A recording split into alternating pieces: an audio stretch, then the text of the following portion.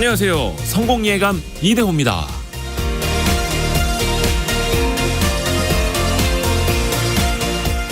얼마 전에 지인이 이런 얘기를 하더라고요. 갑자기 이가 아파왔는데 당장 치료를 받을 수 있는 치과를 찾기가 어려웠다고요. 예약을 하지 않고 갈 수 있는 치과를 찾기가 쉽지 않았다는 겁니다. 저도 TV 방송을 앞두고 머리를 깎으려고 해도 미용실 역시 예약을 해야 합니다. 동네 미용실이라고 해서 그냥 예전처럼 문을 열고 들어갔다가는 헛걸음을 하기 십상이죠. 또 예약 없이 택시를 타는 것도 마찬가지입니다. 길 위에서 택시를 향해 손흔 드는 사람 앞을 예약이라는 두 글자를 띄운 채 택시는 지나쳐갑니다. 특히 어르신들처럼 스마트폰으로 예약하는 게 쉽지 않은 사람들에게는 점점 더 불편한 세상이 되고 있죠. 젊은 사람들에게도 불편한 건 마찬가지입니다. 계획과 예약 없이는 한 발 늦는 사회가 됐으니까요. IT 기술 덕분에 줄을 서고 기다리는 일이 사라진 편리한 세상. 하지만 이제는 줄을 서고 싶어도 설 수가 없고 기다리고 싶어도 기다릴 수 없는 세상이 되어가고 있습니다. 8월 22일 화요일 성공예감 이대호입니다. 시작합니다.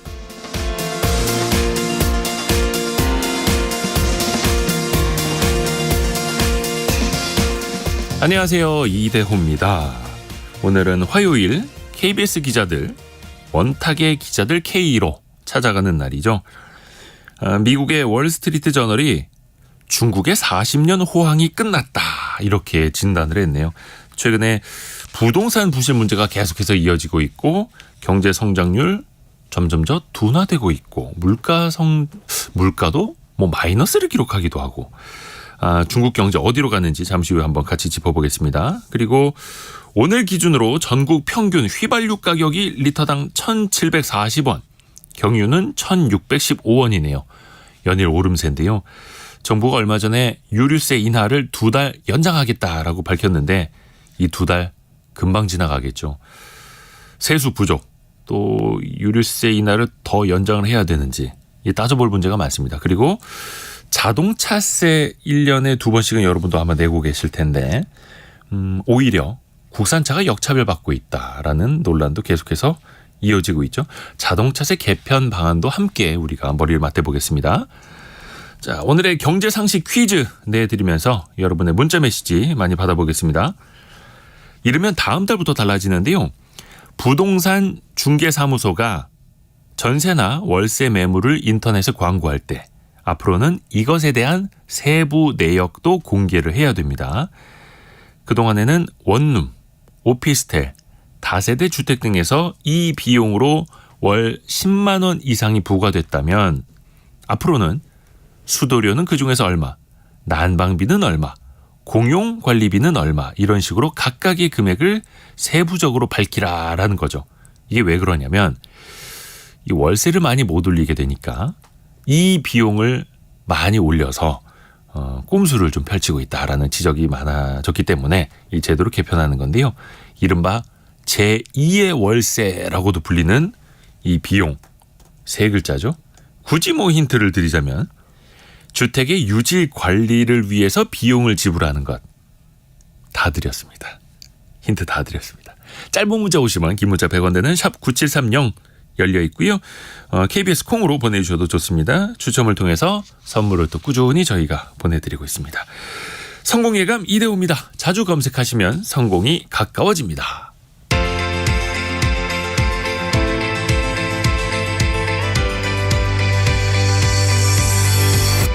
KBS 1라디오 성공예감 이대호입니다. 1918님이 정답 보내주셨고요. 성공예감은 예약 없이 들을 수 있어서 좋아요라고. 네.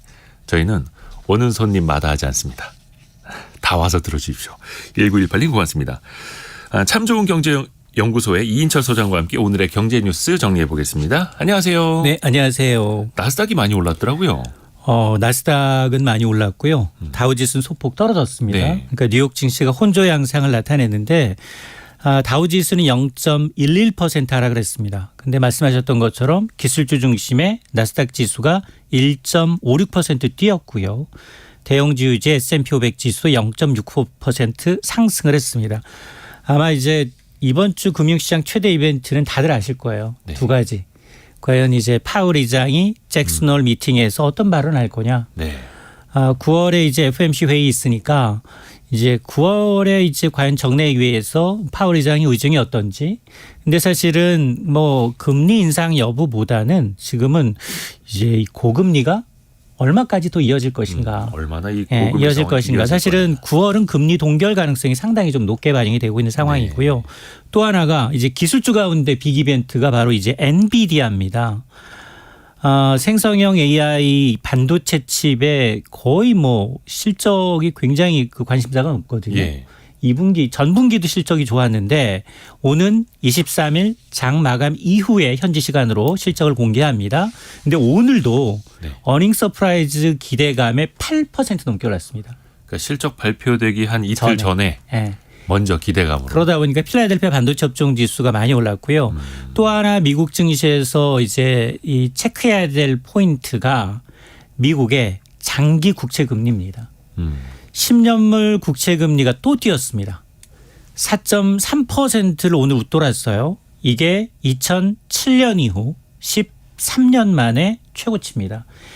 이게 왜 중요하냐? 아마 이제 많이 들으셨을 텐데 10년물 국채 금리는 전 세계의 어떤 금리의 기준점 바로미터 역할을 하기 때문에 미국 경제가 상당히 좀 강한 흐름을 이어가다 보니까 그동안은 사실은 야 조만간 금리 내릴 거야. 달러 조만간 약세 보일 거라고 했는데 여전히 스트롱하고 강한 네. 달러를 보여주고 있기 때문에 이렇게 되면 연준이 추가로 금리를 올리거나 아니면 이 고금리 높은 금리가 상당 기간 오래 지속될 수도 있다라는 우려 때문에 이 지표를 좀 유심히 지켜보셔야 합니다.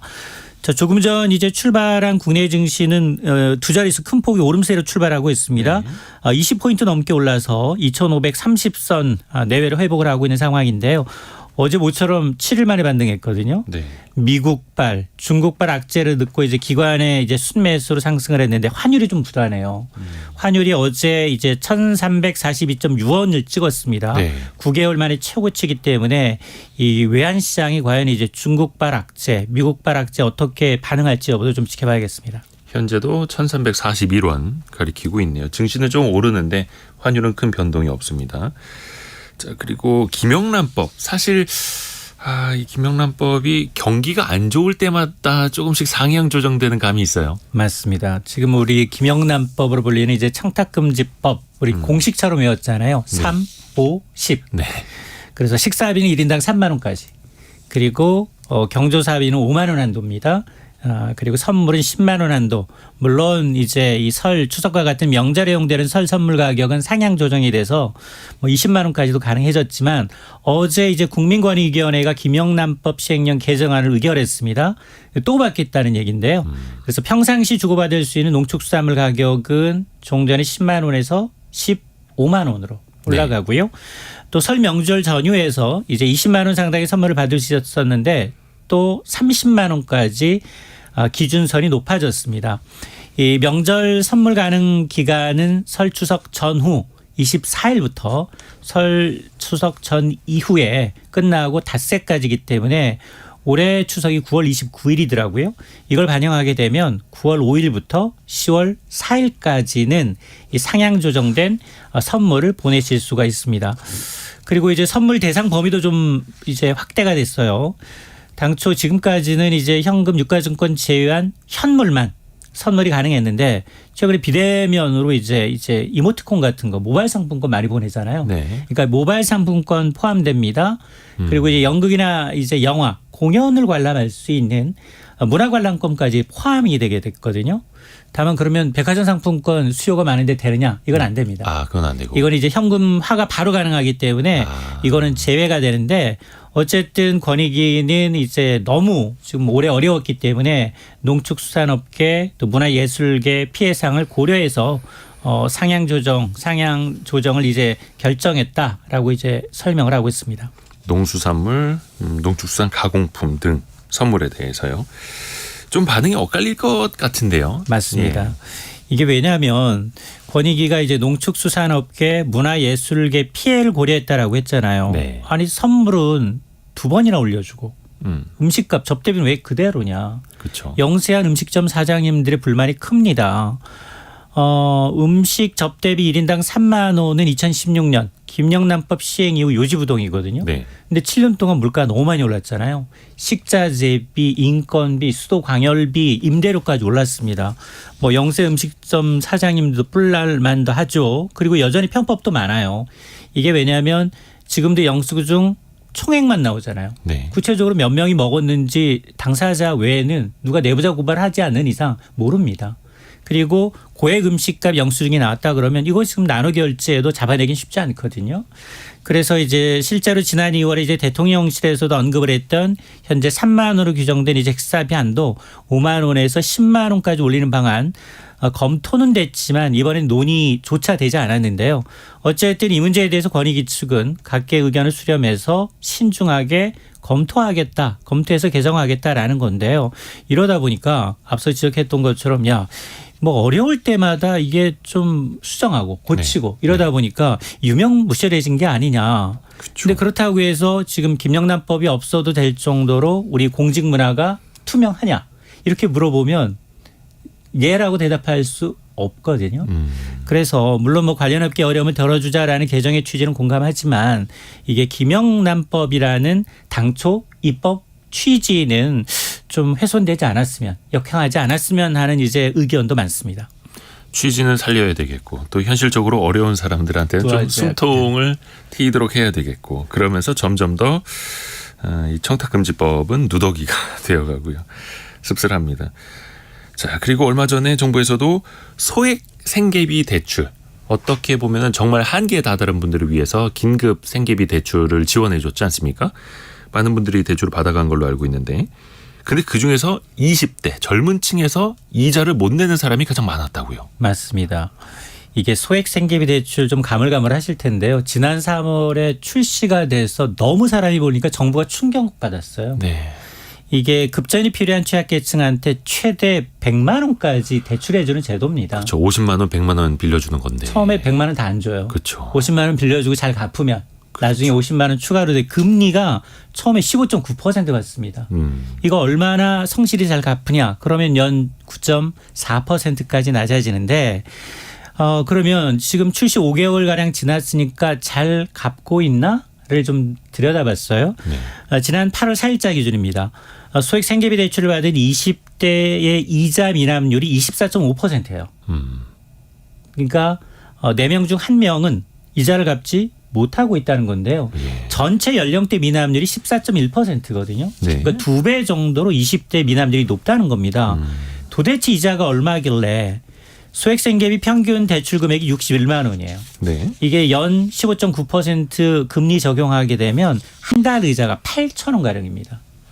이 8천 원을 내지 못하는 20대 청년이 4명 중 1명이라는 얘기거든요.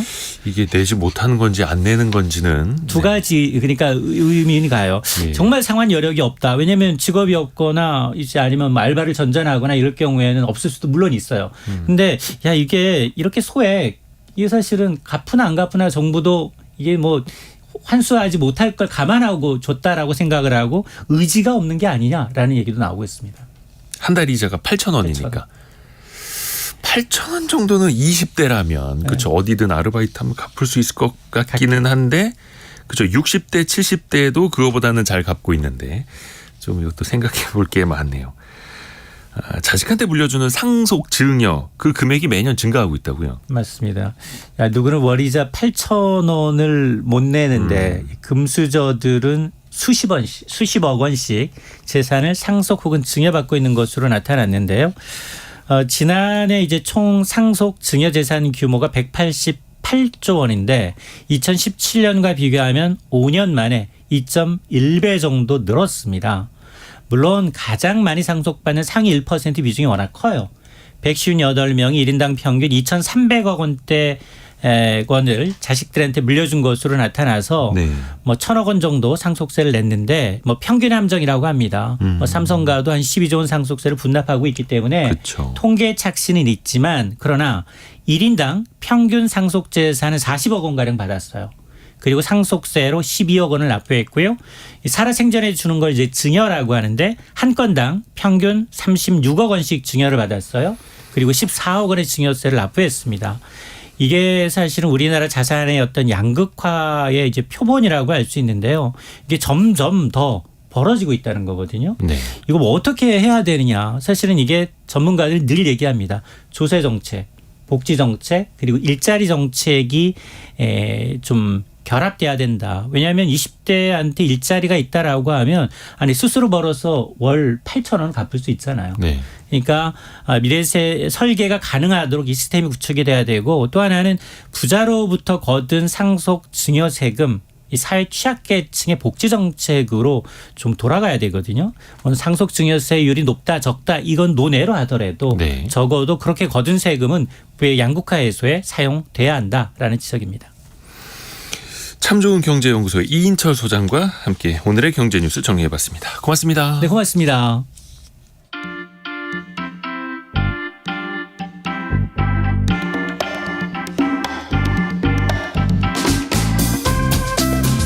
지금 여러분께서는 KBS 일라디오 성공예감 이대호입니다를 듣고 계십니다.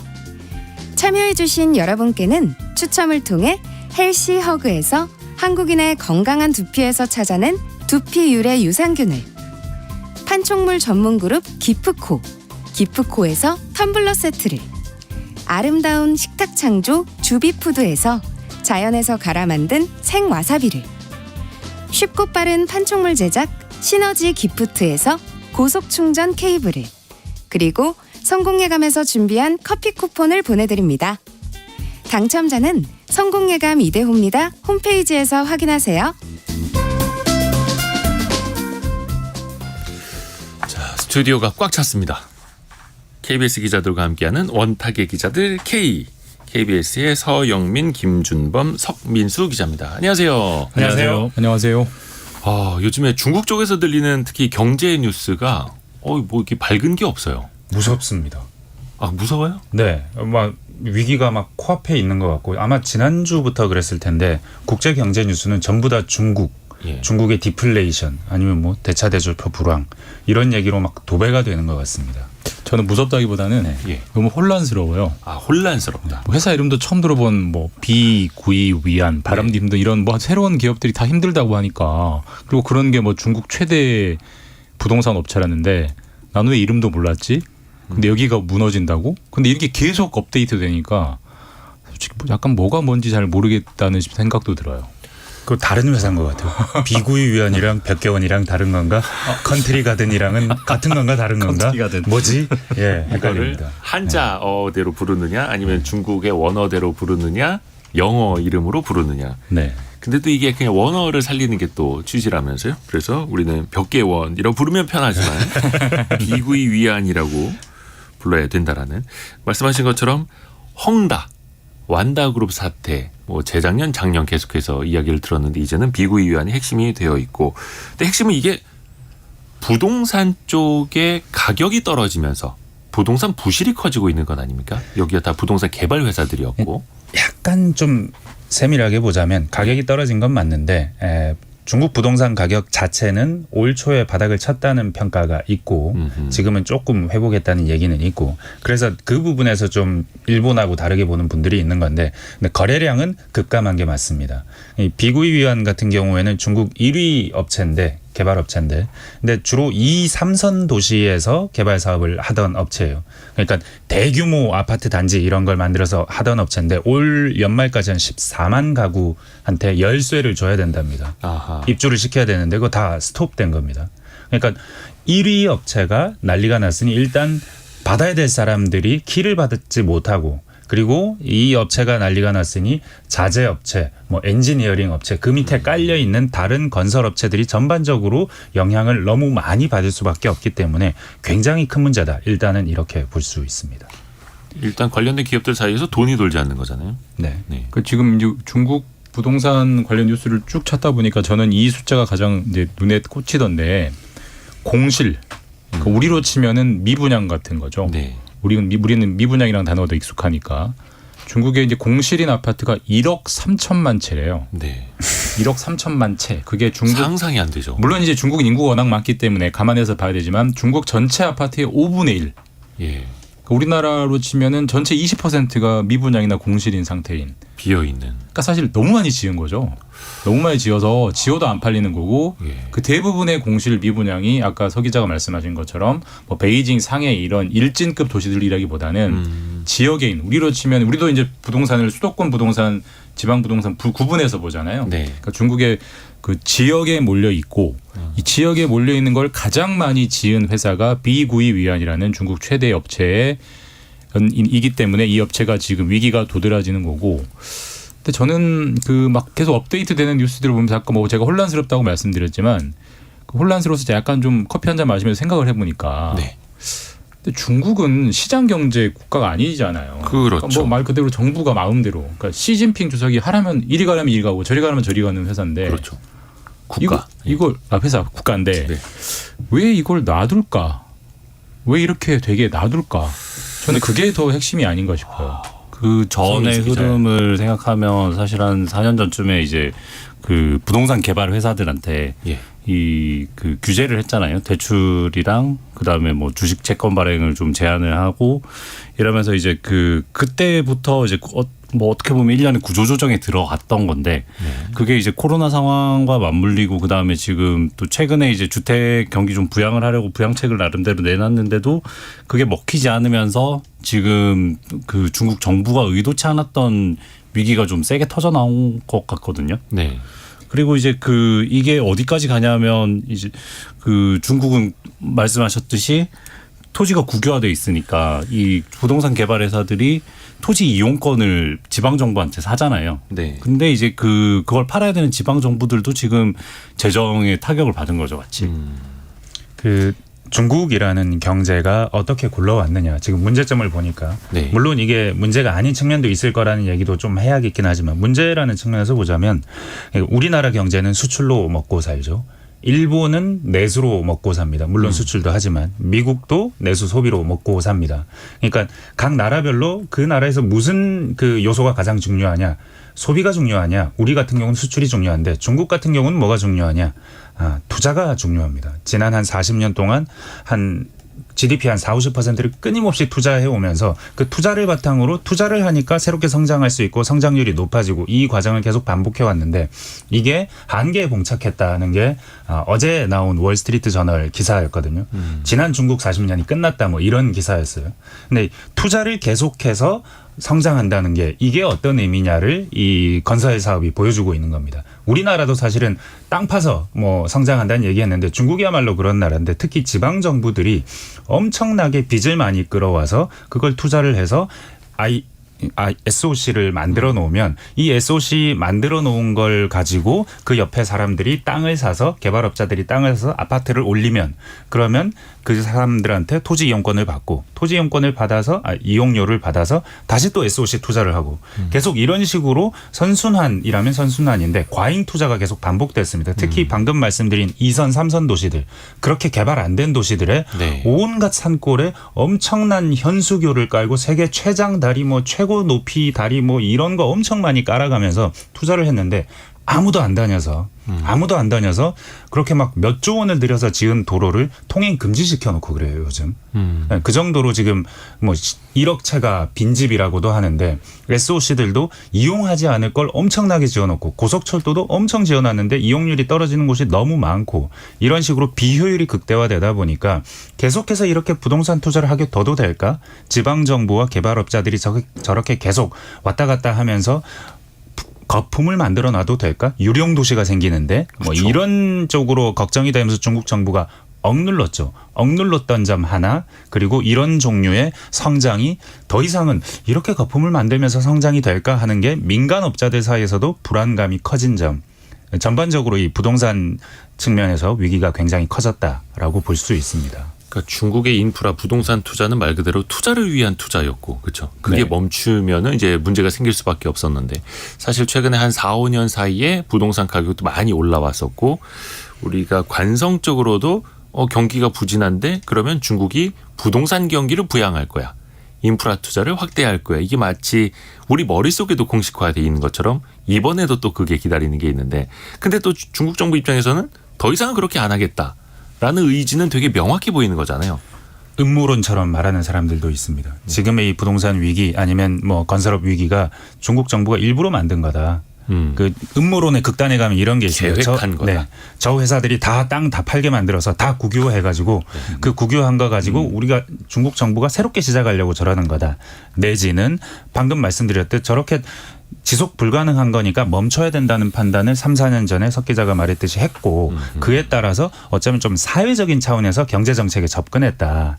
지금까지 그렇게 좀 눌러오다 보니까 부실은 터져야 된다. 이런 입장이다 보니까 헝다도 터졌고 1위 업체도 지금 터지는 거다. 이런 측면에서 얘기하는 사람들도 있습니다. 음모론일 수도 있지만. 이게 뭐 음모까지는 아니더라도 중국 정부의 의도가 의도적으로 현 상황을 좀 지켜보자는 것인 건 분명한 것 같아요. 사실 시장 경제인 우리나라도 예를 들어서 대우조선, 뭐 아시아나항공 이런 큰 기업들이 힘들면 산업은행이 들어가서 도와주잖아요. 네. 왜냐하면 그 기업이 무너지면 나라 자체가 흔들린다. 그렇죠. 국가 기반이 흔들린다는 정책적 판단 때문에. 근데 중국은 훨씬 그걸 쉽게 할 수 있는 정책적 수단을 가진 정부인데도 안 하고 있잖아요. 그럼 이것은 결국 지금까지 이렇게 아파트를 짓고 팔고 했던 방식은 더 이상 유효하지 않다라고 중국 정부 스스로도 이제 판단하는 것 같아요. 그러니까 의도된 퇴각을 하는 거는 맞는 것 같은데. 수술대에 올려야 된다. 예, 그럼 앞으로의 이제 상황이 시작은 의도였을지 모르겠지만 모든 게 의도처럼 질서 있는 퇴진이 계속될지 아니면 대혼란이 생길지는 사실 이제 그거는 모르는 거죠. 아무리 중국 정부가 강한 그립이 있다고 해도 모든 시장을 통제할 수 있는 건 아니니까 현재 상황으로는 뭐 계속 새로운 소식들이 나오기 때문에 중국 정부가 뭐 감당이 안 된다. 이런 사실 비판들도 많고 특히 서구 언론 이제 어제도 월스트리트 저널 같은 경우는 뭐 40년 잔치는 끝났다라고 하던데 기본적으로 중국에 대한 저는 서방의 언론은 우리가 걸러서 좀 받는 측면이 있습니다. 기본적으로 항상 비판적인 시선을 깔고 말하기 그렇죠. 때문에 그런 것도 있죠. 그럼 진작 얘기했어야지 왜 지금 얘기하는 거예요. 그러니까 항상 이게 자기들도 몰랐던 서구 언론도 몰랐던 거거든요. 그러니까 그걸 감안하더라도 질서 있는 퇴진이 되지 않고 혼란으로 갈 가능성이 열려 있는 상황인 거죠. 그러니까 사실 지금 상황으로서는 어떻게 될지 모른다가 사실 모두가 모른다고밖에 말할 수 없는 상황이 아닌가 싶어요. 서구 언론 가운데 파이낸셜 타임즈가 한 일주일쯤 전에 쓴 기사들을 보니까 이게 어디로 간다. 모른다라고는 하지만 중국 입장에서 지금 상황이 어떤가 그 베이다이허 회의 아니면 뭐 칩거라는 기간입니다. 휴가 기간이에요.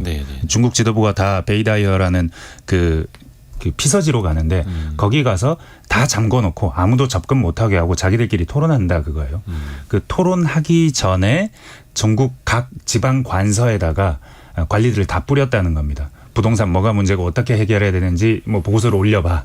그 올려봐 해서 나온 보고서의 내용이 아마도 중국 정부가 개입하지 않으면 해결되지 않는다. 특히 뭐 금리 대폭 인하해야 되고 지금 정도 인하해서는 안 되고 대폭 인하해야 되고 또 중국 정부가 현금 이전 정책도 좀 써가면서 빚을 탕감하기도 하고 소비 진작책도 써가면서 해결해야 된다. 적극적으로 중국 정부가 나서야 된다라고 관리들의 지방 그 순찰 보고는 그렇게 올라왔다고 하거든요. 그러니까 이제 그 칩거 기간이 끝나고 이제 중국 정부가 시진핑 정부가 중앙 정부가 나와서 뭔가 해야 될 때 그때 무엇을 하느냐. 지금까지 저희가 말했던 건 일부러 초래한 측면도 있어. 아니면 뭐 이걸 어디까지 가나 한번 보려고 한 측면도 있어라고 했는데 만약 그런 거라면 지금부터 수습할 수 있어야죠. 근데 뭐 서구에서는 이거 굉장히 위험하다고 보는데 실제로 수습이 가능한지. 왜냐하면 지방정부 부채 같은 경우에는 공식적으로 드러나는 대차대조표에 드러나는 부채 이외에 지방정부가 만든 금융 그 기구들이 가지고 있는 그림자 금융 기구들이 가지고 있는 빚이 수배에 달해서 너무 엄청나다. 그래서 이 빚이 해결이 안 된다는 사람들도 있거든요. 이게 정말 해결이 안 되는 것인지 중앙정부가 메스를 들이대면서 당근을 주면 해결이 되는 것인지 지금부터 봐야 하는 측면은 있는 것 같습니다. 우리가 이제 위기 국면에서 산업은행 같은 그 정부 국책은행들이 구조조정을 할 수 있었던 거는 그러니까 위기에서 장부를 봤을 때 우리의 위기가 어디에서 온 것인지 분명하게 보여야지 그 위기가 쉽게 정리가 되는 거잖아요. 네. 그리고 글로벌 금융위기도 생각해보면 장부를 이렇게 열어봤더니 문제가 됐던 그 서브프라임의 주택들이 어디 있는지 주소조차 알 수 없을 때 이제 그 정리가 안 돼서 위기로 촉발됐던 건데 위기가 커졌던 건데 근데 이제 그 중국 정부가 말씀하신 것처럼 그 지금 이제 대부분의 금융시장 메인 그 중국에 있는 주요 시중은행들은 그 큰 중앙의 공기업들한테 대출을 내주고 투자를 하죠. 네. 그다음에 그렇기 때문에 지방 정부나 아니면 그 부동산 개발 회사들이 그림자 금융이라고 하는 사적인 금융을 이용할 수밖에 없었고 이게 잘 집계가 안 되는데 만약에 그 지방 관리들 그다음에 그 지역 정부들이 이렇게 봤을 때 그걸 다 추적하고 어느 정도 어느 게 뭐 지금 신용 위험에 있다. 그래서 정리를 할 수 있으면 좋은데 만약에 그게 잘 안 된다면 진짜 중국 내부의 위기가 곳곳에서 터질 수 있겠죠. 그러니까 중국 정부가 얼마나 신속하게 정리할 수 있느냐가 중요한 것 같아요. 사실 뭐 부동산 위기라는 거는 어느 나라나 이렇게 주기적으로 오는 것이고 네. 사실 뭐 리만 브라더스 사태도 그거잖아요.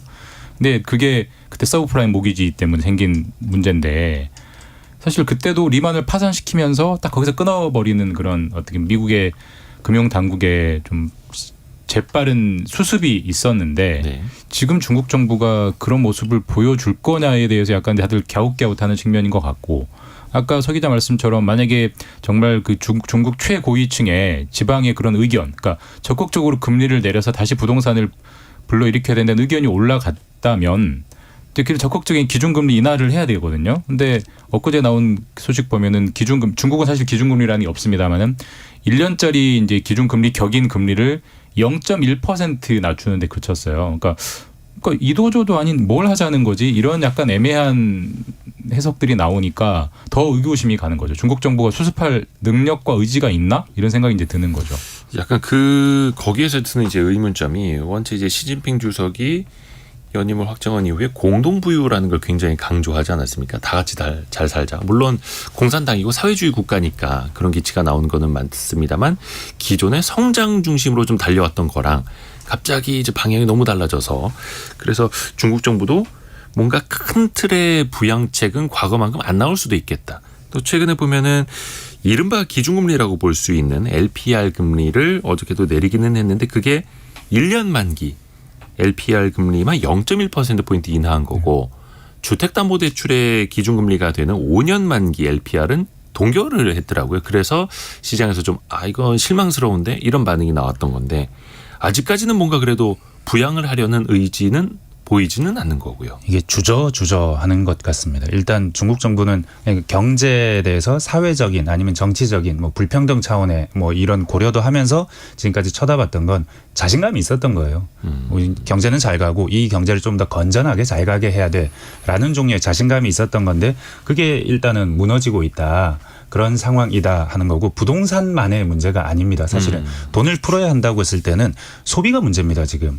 중국 지난달에 그 소비자 물가가 마이너스 0.3이었습니다. 그렇죠. 전년도 네, 대비로. 마이너스가 나왔습니다. 그러니까 소비 심리가 극도로 침체돼 있는 겁니다. 이게 지금 그래서 일본의 대차대조표 불황을 닮았다 이런 얘기를 하는 겁니다.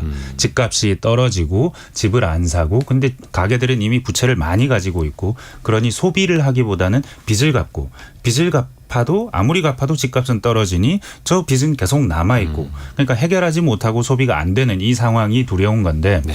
그래서 이 상황을 과연 금리를 내려서 해결할 수 있느냐라는 의구심이 좀 있는 것 같아요. 왜냐하면 이 대차대조표 불황이라는 말을 만들어낸 리처드 구 일본계 미국 학자 역시 이게 금리를 내려서 되는 문제는 아니라고 했거든요. 정부가 계속해서 재정 정책을 써서 소비자들의 신뢰, 심리를 회복시켜줘야 된다. 그것에 금리를 아무리 내려봐야 사람들이 대출 다 받지 않는다. 경기가 살아나고 있다는 신뢰가 필요하다라는 건데 그런 차원에서 보자면 정부의 역할이 더 중요한 거죠. 중앙은행보다는. 그렇다면 정부가 더 많은 역할을 해야 되는 것이고 또 다르게 보는 사람들도 있습니다. 지금 너네 그렇게 찔끔찔끔 금리 내려서 그 효과가 나겠느냐. 너네 지금 계속 성장률이 떨어지고 있고 소비자 물가가 마이너스인데 당장 금리를 팍팍 내려야지라고 말하는 사람들도 있습니다. 근데 여기는 부동산도 있고 소비 심리도 있고 부동산은 억제하고 싶은데 소비 심리는 좀 깨우고 싶고 이런 종류의 좀 비대칭적인 기대가 있기 때문이라고 볼 수도 있습니다. 그렇죠. 그래서 이게 뭐 하루 이틀 사이에 개선될 만한 이슈는 아니고 자산 가치가 계속해서 중국에서는 떨어지고 있으니까요. 근데 사실 또 우리가 중국 걱정을 하는 게 정말 중국 걱정이라기보다는 우리 걱정 아닙니까? 맞습니다. 그렇죠. 올해는 좀 역전될 수도 있다라고들 하는데 과거에는 우리나라 수출 제1의 국가였고 당연히 뭐 반도체 경기라든지 상당 부분이 중국 쪽 경기 상황에 연동이 될 수밖에 없고 근데 중국 쪽 상황이 저러하니 우리의 수출도 지금 부진할 수밖에 없고 중국 수출이 안 좋거든요. 지난달에 13% 정도 떨어졌답니다. 예. 근데 계속 10%대 감소래요. 전년 동기 대비. 네. 근데 이게 똑같이 우리나라가 같이 갑니다. 우리나라는 지금 8월 기준으로 지금 20% 이상 전년 동기 대비 수출이 줄었다 그러거든요. 네. 중국이 줄면 우리도 주는 겁니다. 중국 수출은 우리 수출이에요. 왜냐하면 우리가 중간재, 중국이 완성재니까.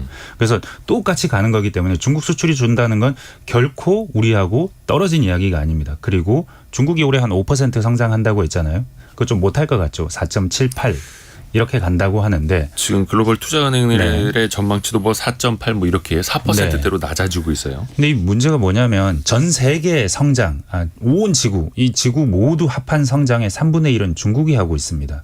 올해도 그랬고 작년도 그랬고 내년도 그럴 겁니다.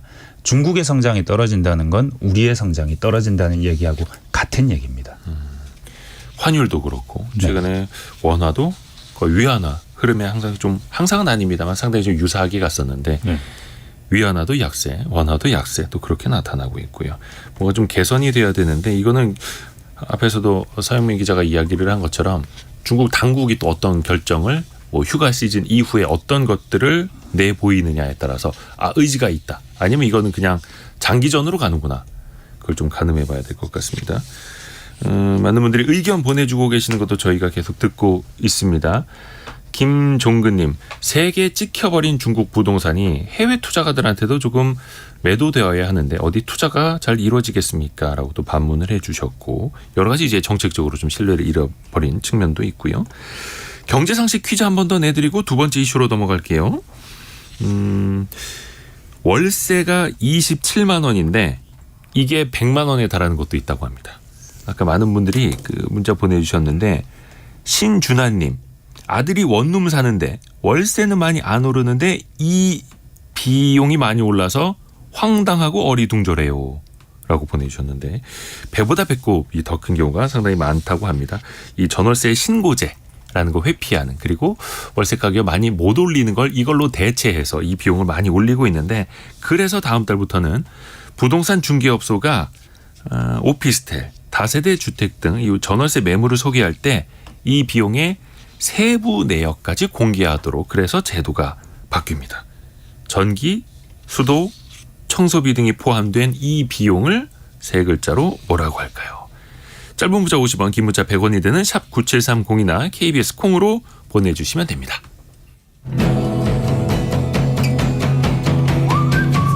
오늘의 움직임에 주목하고 세상의 흐름을 놓치지 않습니다.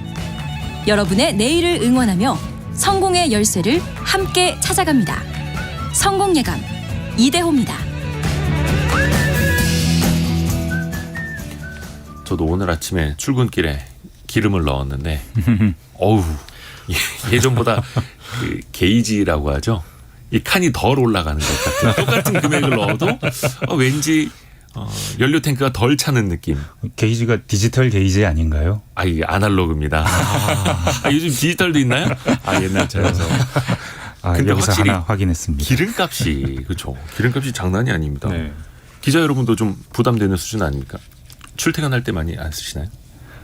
제가 쓰긴 쓰는데 최근 들어서 좀 줄었습니다. 회사에 많이 가지고 오면 회사에서 주차비를 많이 내게 하거든요. 그래서 이게 요즘 회사에 많이 들어오다 보니까 네. 주차비가 많이 차서 지금 네. 못 가지고 다니고 있는데 그러다 보니까 버스 요금이 오른 걸 확인했습니다. 1,500원이더라고요. 맞아요. 버스 요금도 올랐고. 1,250원이 깎였는데 최근에 타 보니까 계속 1,500원이 깎이고 있습니다. 300원이 올랐고 그것도 이제 카드로 하면 조금 이제 다르기는 한데 네. 기름값이 많이 올랐습니다. 6주 연속 주유소 휘발유 가격 상승이라고 하고 일단은 그 이유부터 한번 좀 살펴볼까요?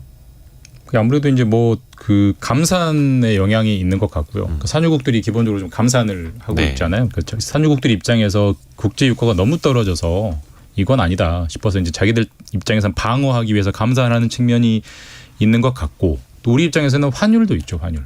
그래서 환율이 지금 1,200원대에서 1,300원대까지 뛰었으니까 환율까지 이제 일종의 2배로 더 오르는 효과가 있는 것이고 실제로 그래서 이제 지금 휘발유 평균 가격이 전국이 한 1,700원 정도 하는 네. 것 같고요. 수도권은 거의 1,800원 가까운 것 같은데 국제유가랑 시차가 있기 때문에 이미 6주째 올라왔으니까 앞으로 보통 2, 3주 정도의 시차를 두고 그 국내 주유소 가격에 반영된다고 하니까 적어도 9월까지 계속 오른다고 봐야 될 것 같고 네. 그러면 이제 평균 가격이 휘발유 평균 가격이 1,800원대 정도면 갈 수 있을 것 같고요. 작년 연말에 휘발유 평균 가격이 1,500원대 후반이었거든요. 그러니까 2, 300원이 뛰었기 때문에 사실 뭐 상당히 많이 오른 거고 우리 좀 이따 얘기하겠지만 사실 이게 유류세 깎아줬는데도 이 정도니까 맞아. 유류세 원복시키면 지금 휘발유는 한 1,900원 정도 돼야 된대요. 그렇죠. 거의 2,000원 그러니까 어쨌든 이제 만약 유류세 연장 인하가 10월 말까지 일단 돼 있는데 11월부터 연장을 안 해주면 그 두 가지 효과가 겹치면서 유류세 원복과 국제유가 상승, 환율까지 겹치면서 뭐 리터당 2,000원을 바라볼 수 있는 그런 상황인 거죠. 근데 지금 그 오펙 플러스가 감산 결정하고 이제 9월 말까지 그게 유효하잖아요. 네. 그러니까 그 오펙 플러스가 감산을 결정할 때는 유가에 대한 전망이 좀 다소 지금처럼 막 이렇게 오른다는 느낌은 아니었죠. 근데 이제 그 세계적으로 봄, 여름 그다음에 특히 여름철에 좀 그 기름 수요가 많이 늘었고 그러다 보니까 또 이 그 유가 시장은 선물 시장이니까 아무래도 좀 추세가 좀 더 빨리 상승하고 더 빨리 내려가는 그 수요 공급에 비해서 더 빨리 반영하는 게 있기 때문에 지금 좀 과열된 게 아닌가 이렇게 보는 시각도 있고요. 다음 달 오펙에서 어떤 결정을 하느냐에 따라서 좀 달라질 것 같고 국내는 이제 명절에 또 기름 소비가 좀 늘어나는데 거기에 대해서 또 국내 수요 공급도 좀 봐야 되고. 미국 휴가 요인이 꽤 있을 겁니다. 그 국제 유가가 해마다 8월이면 좀 높아지는 이유가 7, 8월에 미국 사람들이 전부 휴가를 가는데 네. 그럼 휴발유 굉장히 많이 쓰기 때문에 그래서 그 미국 휴가 요인이 적지 않다고 보는 경우가 평소에 꽤 있었습니다. 이번에도 크게 다르지 않을 겁니다. 근데 저는 뭐 국제유가가 왜 올랐냐 내렸냐를 사실 한국인들이 얘기하는 건 별 의미가 없는 것 같아요. 저희가 뭐 국제유가를 어떻게 할 수가 없잖아요. 그렇죠. 국제유가는 저희 입장에서 비나이다밖에 할 수 없는 그런 거고 거기에 대응하는 우리의 움직임이 중요한 거고 이제 그게 유류세 인하잖아요. 지금 유류세 인하를 국제유가가 오른다는 이유로 5번째 연장이고 근 2년이 넘었는데 거의 2년 가까운 헷갈리는데 하여튼 2년 가깝게 하고 있는데 이걸 계속 이렇게 하는 게 과연 맞는 건지 솔직히 이게 사실 이게 당장 깎아주니까 좋긴 한데 네. 이 유류세를 깎아준 효과가 경제 주체 중에 누구에게 많이 가느냐에 대한 정밀한 분석이 없어요. 그냥 그렇죠. 하는 거예요. 그냥. 자동차를 많이 타는 네. 사람이 많은 혜택을 보는 거죠. 근데 자동차를 많이 타는 사람들은 비교적 경제적으로 여유가 있는 사람들이거든요. 여유가 그럴 수 없으면 있어요. 대중교통을 타거든요. 그럴 그러니까 수 있어요. 소비자 안에서도 소득에 따라서 누가 효과를 많이 보는지에 대한 분석도 없고 소비자가 효과를 얼마나 가져가는지 정유업계는 효과를 얼마나 가져가는지 분석이 없어요. 그냥 계속 연장해 주는 거거든요. 그냥 기름값 깎아주면 사람들이 좋아하겠지. 이것 때문에 깎아주는 건데 그럴 거면 아예 유류세율을 낮추든지 유류세율을 왜 유지해놓고 왜 깎아주냐는 거예요. 그러니까 이런 임시방편적 정책을 너무 오래 가져가니까 지금 전 정부부터 현 정부까지 이거는 이런 대응이 진짜 우리가 따져봐야 될 문제가 아닌가 싶습니다. 김진하 님이 요즘은 화물차도 디지털 게이지입니다. 몇 년식이세요? 시대를 몰랐네요. 아니, 한참 전입니다. 디지털 게이지 나오는 차 좀 타보고 싶네. 8144님이 김준범 기자님 반갑습니다. 인터뷰했던 인천의 화물 기사입니다. 사회적 약자들의 경제에 대한 사실 보도에 감사드리며 앞으로도 건승하시길 기원합니다라고. 박수. 언제 인천에서 인터뷰하신 화물차 기사님 파라나사사님이 보내주셨습니다. 고맙습니다. 또 화물차 운전하시는 분들도 이 기름값 때문에 굉장히 힘들 수밖에 없는데 근데 이거는 유류세 인하 이야기를 했습니다만 정부가 보통 이거 연장을 할 때 1년 아니면 6개월 단위로 연장을 했는데 최근에는 2개월. 고민이 묻어나는 거죠. 이거 10월 말 금방 돌아옵니다. 저는요, 그 직전까지 기재부 출입을 했기 때문에 이 결정하는 게 기재부입니다. 그렇죠. 기재부 관리들의 그 마음이 저는 너무나도 상상이 가요.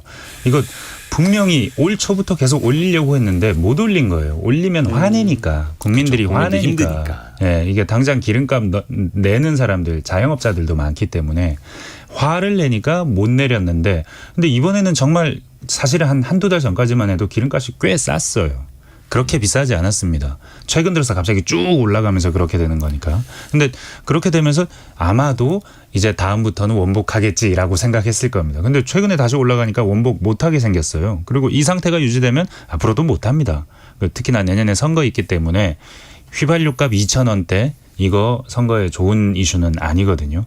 그래서 못하는데 사실은 저희가 방금 했던 말들 이게 과연 누구한테 이 이득이 누구한테 귀착되는가부터 시작해서 기름값이 올라갈 때 올라가지 못하게 누르면 수요 공급에 의해서 소비가 줄지 않습니다. 근데 비싸지면 안 쓰는 게 맞죠. 네. 비싸져서 안 쓰면 안 쓰니까 가격이 다시 떨어지는 거거든요. 이게 바로 시장의 작용인데 지금 인위적으로 비싸지지 못하게 막으면 시장의 작용을 막는 거고 그래서 기름값이 계속 비싸지게 하는 겁니다. 수요가 계속 유지가 되기 때문에 그런 측면에서 시장도 왜곡하고 기재부 관료들 입장에서는 이런 정책이 바람직하지 않다고 믿어요. 이창용 한국은행 총재도 이런 정책 하면 안 된다 그랬고 IMF도 유가 보조 이런 거 하면 안 된다고 그랬어요. 이게 이어지면 그냥 항상 당연히 인하해줘야 되는 걸로 또 받아들이게 되죠. 그러니까 제 생각에 이건 분명히 짚고 넘어가야 되는 문제인 것 같은데 이게 뭐 그 유류세 인하로 인한 효능이 100이라고 할 때 그게 과연 정유사가 몇 %를 가져갔는지 저도 모르겠습니다. 왜 누구도 분석해 본 적이 없으니까. 근데 상당 부분을 취할 거예요. 왜냐하면 계속 많이 팔리니까. 그러니까 이런 식으로 가면 기업들 도와주는 거거든요. 그러니까 이렇게 깎아줄 게 아니고 정말 필요하다면 영업용. 그러니까 생계를 위해서 하는 분들에 대해서만 쿠폰을 주는 방식으로 하고 일반 그냥 뭐 출퇴근을 하는 사람들은 기름값이 올라가면 차를 안 타는 게 당연한 거잖아요. 아하. 뚜벅이 해야 되거나 지하철 사실 저도 지하철 타고 다니지만 그렇게 되는 게 왜 기름값이 부담되면 그렇게 되는 게 당연한 시장의 논리인데 그렇죠. 그걸 다 이상하게 다 풀어주는 거 이 이득을 정유사가 상당 부분 가져가게 하는 것은 전 정말 잘못된 정책이다라고 사실은 생각합니다. 이 뭐 분명히 차는 자영업자들도 타고 운송을 필수 수단으로 하시는 분들도 많고 서민들도 탑니다. 근데 문제는 이렇게 뭔가 좀 다양한 계층들이 탈 때는 만약에 보조를 해줘야 된다면 자영업자들에게 유가 보조를 해준다든지 이런 정책이 있습니다. 아니면 화물차 운전기사들한테 유가연동 보조금 지급해 왔는데 그거 계속 일몰시키지 않고 계속 연장하다가 최근에 또 벽에 부딪혔어요. 이쪽은 원가 연동해서 보조해주는 제도가. 그러니까 만약에 이 기름값으로 인해 고통받는 서민들이 있다면 그분들을 따로 보조를 해줘야지 전반적으로 유니버셜하게 이렇게 그 기름값을 못 오르게 막는 그 세금을 그 출혈을 감소해가면서 이런 식으로 하는 건 바람직하지 않은 정책이라는 겁니다. 명확한 타겟이 있어야 되고 타겟에 대해서 분명한 정책을 내놓는 건 오케이라는 겁니다. 근데 이제 한번 시작을 해버려서 이게 고착화가 되고 있으니까 사실 시장 가격이 지금 거의 그 유류세 인하분이 시장 가격이 되고 있잖아요. 만약에 여기서 이거를 정상화를 시킨다고 하면 이 당국이 져야 되는 부담은 물가 상승까지 덩달아서 지게 되니까 지금 굉장히 어려운 상황이긴 하죠. 이게 정부가 정확히 유류세 인하를 결정할 때 그 원유 가격이 얼마인지 정확히 기억은 안 납니다만 예를 들어서 서부 텍사스산 중진유 가격으로 배럴당 뭐 $70대였을 때 유류세 인하를 결정을 했는데 $80대일 때 원상복구를 한다.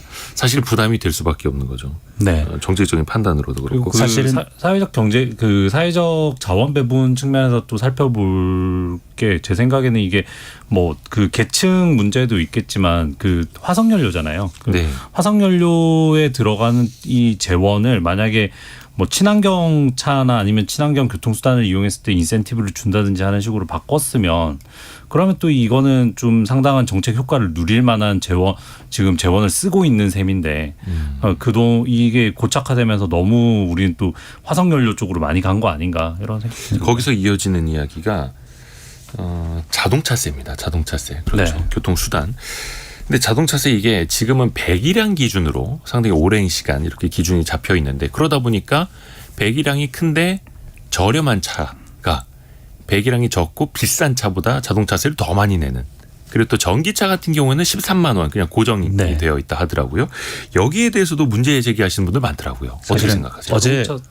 저희 회사에서 단독 보도를 예, 하나 KBS에서 했습니다. 보도가 네. 9시 뉴스에 나왔어요. 테슬라 S 세금이 10만 원에서 100 몇십만 원으로 올라간다. 지금 정부가 개편을 추진하고 있기 때문에 네. 전기차 같은 경우에는 무거우면 에너지를 많이 쓰는 거니 무거우니까 세금을 좀 많이 매기고 그리고 또 다른 방식으로 가격을 가지고 이렇게 세금을 매는 방식으로 바꾼다고 했는데 그런 건 좀 필요하죠. 사실. 연구 보고서가 네. 나왔다라는 정도. 그렇죠. 네. 그 연구 보고서에서 이런 안을 제안했다. 뭐 여러 가지 안 중에 하나였는데, 근데 재밌는 것은 전기차는 지금 일괄적으로 싼 세금을 내고 있는데, 근데 세금이 싸다는 것이 합당한 것이냐 질문을 던져봐야 되는 측면도 있고, 방금 네. 말씀하신 배기량이 큰 차 당연히 그 환경오염 물질을 더 많이 배출하고 더 비싸기도 하고.